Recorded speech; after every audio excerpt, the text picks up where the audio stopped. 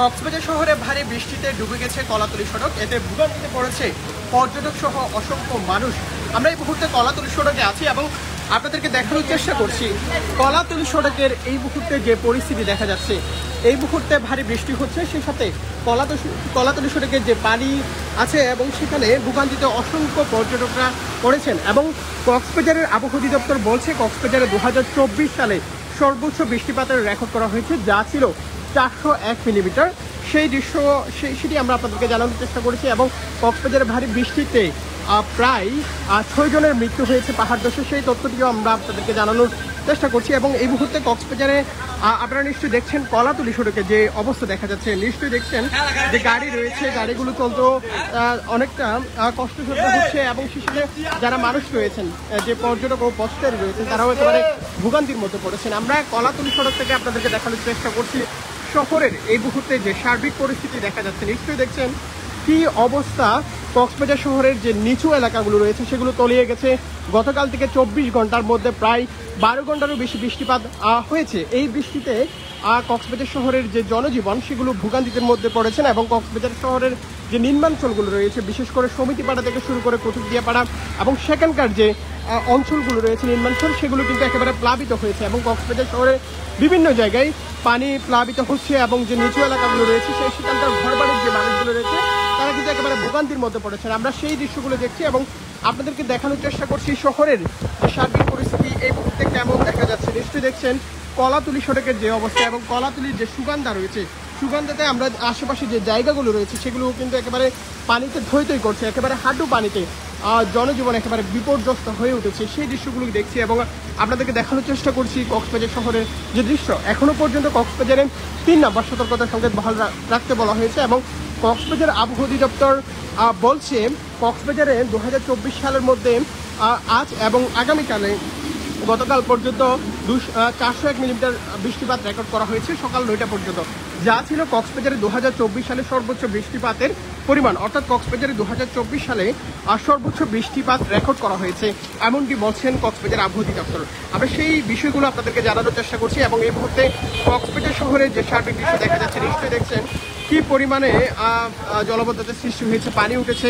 আর সে সকল দৃশ্য কিন্তু আমরা দেখছি এবং আপনাদেরকে দেখানোর চেষ্টা করছি। এবং এখানে অনেক পর্যটকরা কিন্তু আটকে পড়েছেন এবং পর্যটকরা এখানে এসে কক্সবাজার শহরের ভারী বৃষ্টিতে তারা কিন্তু যে হোটেলগুলো রয়েছে সেখানে আশ্রয় নিয়েছেন। তারা দেখছেন কক্সবাজার শহরের অবস্থা এবং কক্সবাজার শহরে বিভিন্ন জায়গায় পানি উঠেছে, সেগুলো কিন্তু আমরা লক্ষ্য করতে পেরেছি। এবং সেই বিষয়গুলো আমরা আপনাদেরকে জানানোর চেষ্টা করছি।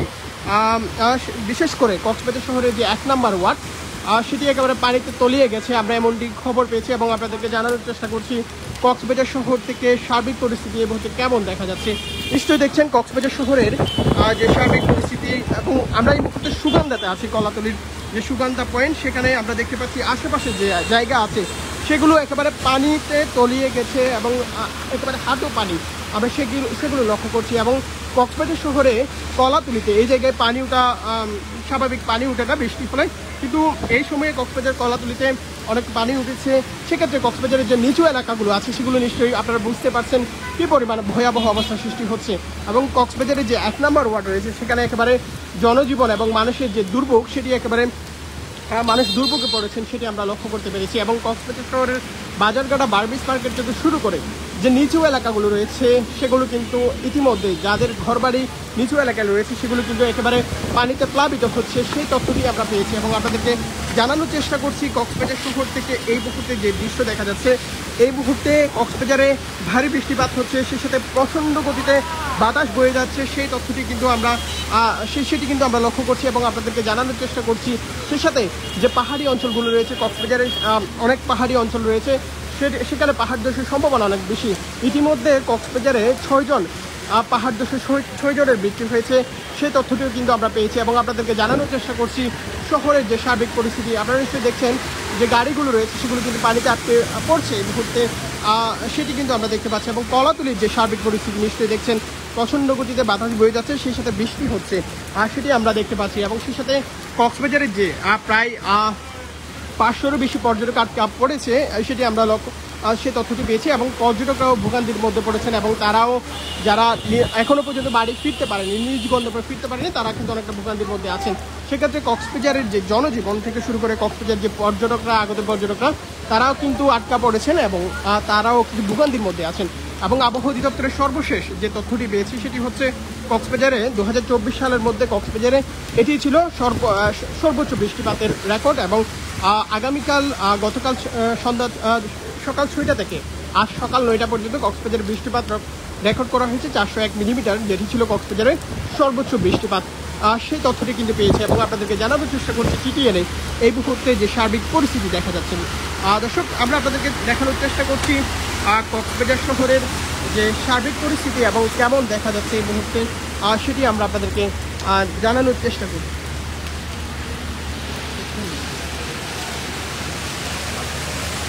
দর্শক, আমরা আপনাদেরকে জানানোর চেষ্টা করছি শহরের যে সার্বিক পরিস্থিতি এবং কলাতলির মোড়ের যে অবস্থা নিশ্চয়ই দেখতে পাচ্ছেন। কক্সবাজারের নিচু এলাকাগুলো প্লাবিত হয়েছে, সেখানকার যে জনপ্রতিনিধিরা আছেন তাদের দিকে সুনজর দিতে বলছেন এলাকার মানুষগুলো, সেগুলো আমরা জানতে পেরেছি। এবং কক্সবাজারে এটি ছিল সর্বোচ্চ বৃষ্টিপাতের রেকর্ড, সেই তথ্যগুলো জানানোর চেষ্টা করেছি এতক্ষণ। এবং কক্সবাজারের 3 নম্বর সতর্কতা সংকেত এখনো পর্যন্ত বহাল রাখতে বলা হয়েছে, সেই তথ্যগুলো জানানোর চেষ্টা করেছি এতক্ষণ। আমাদের সাথে থাকার জন্য অসংখ্য ধন্যবাদ।